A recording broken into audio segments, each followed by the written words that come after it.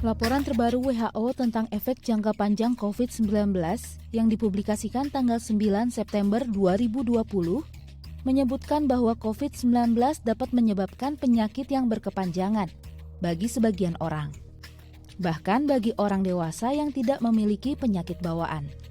Dalam survei yang dilakukan melalui sambungan telepon, 35% penyintas COVID-19 kesehatannya belum pulih seperti semula, bahkan 2-3 minggu setelah dinyatakan negatif COVID-19. Sebelum dikenal dengan istilah long COVID, fenomena ini dikenal dengan post-COVID syndrome atau chronic COVID.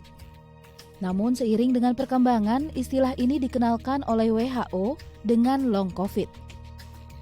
Nah, long COVID ini banyak diartikan adalah suatu kondisi gejala-gejala yang muncul pada pasien yang sudah dinyatakan sembuh dari COVID-19 berdasarkan hasil swabnya yang sudah negatif.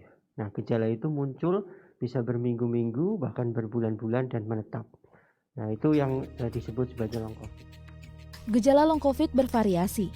Yang paling sering terjadi adalah chronic fatigue syndrome, yaitu gejala kelelahan lalu disusul dengan gejala sesak nafas berat, jantung berdebar-debar, nyeri sendi, nyeri otot, termasuk gangguan psikologis seperti depresi pasca COVID.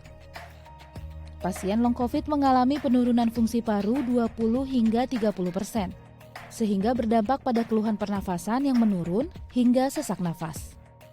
Sebenarnya kalau kita bicara long COVID ini bukan karena virus yang tersisa, tetapi memang kalau kita sering menyebutnya sebagai suatu sequelae ya. Sequelae itu dalam bahasa medis, artinya gejala sisa yang muncul pasca dinyatakan sembuh, dan ini bisa terjadi akibat proses ketika sakit menimbulkan kelainan yang menetap secara anatomik yang akhirnya mempengaruhi secara fungsional.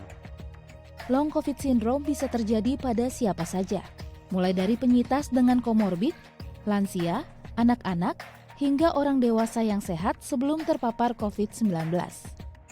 Sebenarnya sih saya sudah merasa fit ya, cuman ya seperti sebelum COVID aja. Cuman karena kemarin itu karena berat badan saya jauh menurun, sehingga kemudian tenaga saya ketika saya keluar itu memang berkurang jauh.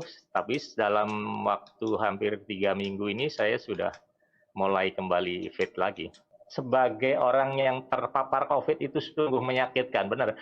Saya nggak nakut-nakuti, tapi itu yang saya rasakan karena secara psikologis itu mempengaruhi kita semua.